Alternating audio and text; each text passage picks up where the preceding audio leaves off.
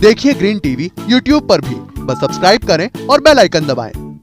नमस्कार, आप देख रहे हैं किसान बुलेटिन। मैं हूं आपके साथ प्राची तिवारी। आइए नजर डालते हैं खेती किसानी और ग्रामीण भारत से जुड़ी आज की जरूरी हेडलाइंस पर।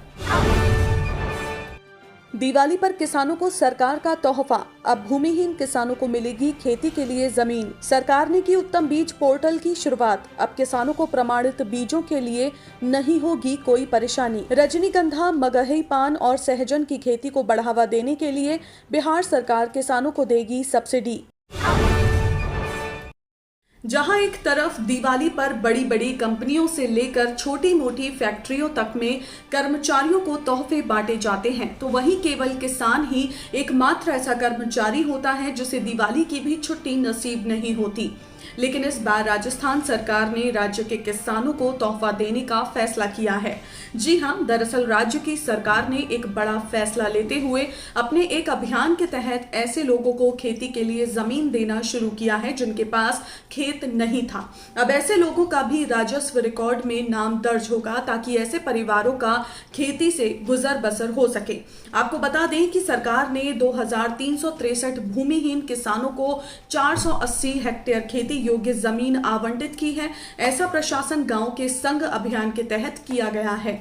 इतना ही नहीं, इस अभियान के तहत उन किसानों को काफी सहूलियत मिलेगी जिनके पास खेती किसानी के लिए जमीन नहीं थी।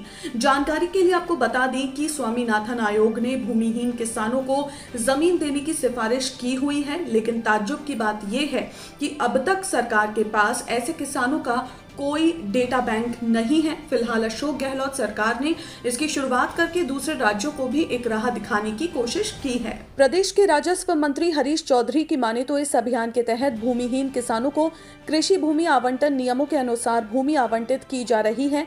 जमीन का मालिकाना हक मिलने से सरकार की अन्य योजनाओं का लाभ भी किसानों को मिल सकेगा।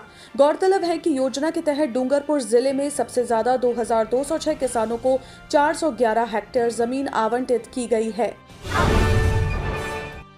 ये बात तो जाहिर है कि हर साल किसानों के सामने बीज, खाद और कीटनाशकों की समस्या खड़ी होती है। अच्छी गुणवत्ता के बीजों के लिए भी किसानों को जद्दोजहद करनी पड़ती है, वहीं खाद व कीटनाशकों के लिए भी काफी भटकना पड़ जाता है। ऐसे में हरियाणा के मुख्यमंत्री मनोहर लाल ने प्रदेश के किसानों की ऐसी समस्याओं को कम करने के लिए उत्तम बीज पोर्टल की शुरुआत की है। सीएम ने इसकी शुरुआत की जानकारी देते हुए ट्वीट कर लिखा है कि प्रदेश के किसान भाइयों को सहूलियत देने की दिशा में हमने एक और कदम उठाते हुए उत्तम बीज पोर्टल की शुरुआत की है। इस पोर्टल का उद्देश्य किसानों को पारदर्शिता के साथ उत्तम बीज उपलब्ध करवाना है। इससे प्रदेश के लाखों किसानों को फायदा होगा। इतना ही नहीं, सीएम ने कहा है कि इस पोर्टल से सरकारी एजेंसियां व प्राइवेट बीज उत्पादक भी जुड़ेंगे जो पारदर्शी तरीके से किसानों को उत्तम बीज प्रदान करेंगे, जिससे किसानों की पैदावार में बढ़ोतरी होगी और उनकी आमदनी भी बढ़ पाएगी। आपको बता दें कि राज्य में लगभग 30 से 35 लाख क्विंटल गेहूं और अन्य फसलों का प्रमाणित बीज तैयार किया जाता है, जिसको लेकर पिछले कई दशकों से किसान मांग कर रहे थे कि प्रमाणित बीजों की गुणवत्ता सुनिश्चित की जाए। इसी कड़ी में मुख्यमंत्री ने एक बड़ा फैसला लेते हुए ये खास पोर्टल बनाने का निर्णय लिया है। बिहार सरकार किसानों की आमदनी में इजाफा करने के लिए कई तरह की कोशिशें कर रही है। आए दिन किसानों को खेती की तरफ आकर्षित करने के लिए नई नई योजनाओं का भी विस्तार किया जाता है। इसी कड़ी में अब बिहार कृषि विभाग औषधीय गुण और पोषक तत्वों वाली खेती को बढ़ावा देने की कोशिश कर रही है। जल्द ही कृषि विभाग द्वारा नई योजना के तहत सहजन, रजनीगंधा और मगही पान का रकबा बढ़ाने के लिए किसानों को प्रोत्साहित किए जाने का फैसला लिया गया है। आपको बता दें कि योजना के तहत सहजन के किसानों को पहले साल में 75% अनुदान का भुगतान किया जाएगा, 25% अनुदान का दूसरे साल में भुगतान होगा। वहीं मगही पान की खेती समूह बनाकर की जाएगी।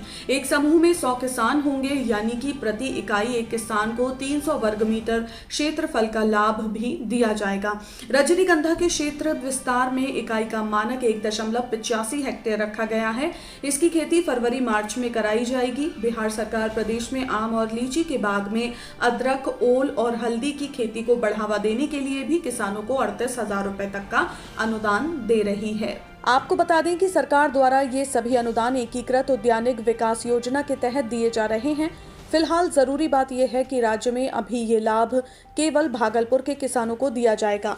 योजना का लाभ लेने के लिए किसान उद्यान विभाग की वेबसाइट पर ऑनलाइन आवेदन कर सकते हैं।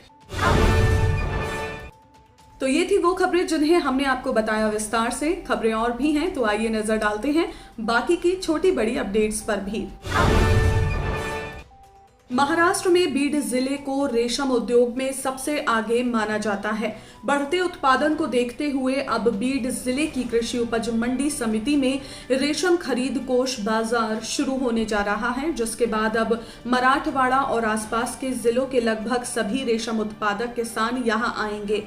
आपको बता दें कि बाजार को प्रायोगिक आधार पर शुरू किया गया है और इसकी मंजूरी की प्रक्रिया पूरी कर ली गई है। इसलिए शहर के बाहरी इलाके में स्थित इस बाजार को पुनर्जीवित किया जा रहा है। जानकारी की माने तो बीड कृषि उपज मंडी समिति ने रेशम विभाग के सहयोग से किसानों के अनुरोध पर सुरक्षात्मक तरीके से खरीद की पहल की है। इस बाजार को प्रायोगिक तौर पर लॉन्च करने की मंजूरी देने की प्रक्रिया भी पूरी कर ली गई है। खास बात यह है कि जिले में रेशम का उत्पादन दिन पर दिन बढ़ता जा रहा है, इसलिए किसानों को सही बाजार मुहैया कराने के लिए ये फैसला लिया गया है। आपको बता दें कि यहां खरीदी की प्रक्रिया 6 नवंबर से ऑनलाइन हो जाएगी। आयात शुल्क में हाल ही में की गई कमी के बाद पामोलीन से $500 प्रति टन महंगा बिकने वाला सूरजमुखी का रिफाइंड तेल अब पामोलीन से ₹5 किलो सस्ता हो गया है। बाजार के जानकार सूत्रों ने कहा है कि करीब 6 महीने पहले सूरजमुखी रिफाइंड पामोलीन तेल के मुकाबले लगभग $500 महंगा था, लेकिन आयात शुल्क में की गई कमी के बाद सीपीओ के मुकाबले सूरजमुखी लगभग ₹5 किलो सस्ता हो गया है। जहां एक तरफ खबरों में सूरजमुखी का भाव पामोलीन से काफी अधिक बताया जा रहा है, लेकिन वास्तविकता पर नजर डालें तो पाते हैं कि सीपीओ तेल सूरजमुखी से $10 महंगा बैठता है। सीपीओ का आयात भाव $1,440 प्रति टन है, जबकि सूरजमुखी तेल का आयात भाव $1,450 टन बैठता है। सीपीओ का प्रसंस्करण का खर्च ₹5 किलो बैठता है, जबकि सीपीओ और सूरजमुखी पर आयात शुल्क क्रमशः 8.25% और 5.50% है। हरियाणा में रबी सीजन के दौरान खाद की उपलब्धता, विशेषकर डीएपी खाद को मद्देनजर रखते हुए जिलों में कार्यरत प्रशासनिक अधिकारियों एवं खाद निरीक्षकों को सख्त हिदायतें जारी की गई हैं। कहा गया है कि वो सभी खाद विक्रेताओं के गोदामों का लगातार निरीक्षण करते रहें और कहीं पर भी खाद वितरण, भंडारण और बिक्री प्रक्रिया में कोई खामी पाई जाती है तो उस पर तुरंत प्रभाव से कार्रवाई की जाए। राज्य सरकार के एक प्रवक्ता ने बताया कि निरंतर निगरानी के दौरान खाद विक्रेताओं के गोदामों में वितरण और भंडारण में खामियां पाई जाती हैं तो उनके लाइसेंस सस्पेंड किए जाने संबंधित कार्रवाई भी अमल में लाई जाए। संबंधित खाद्य निरीक्षक उसकी विस्तृत जांच रिपोर्ट बनाकर मुख्यालय भेजें। किसानों के लिए जिलों में खाद की कोई कमी नहीं रहने दी जाएगी।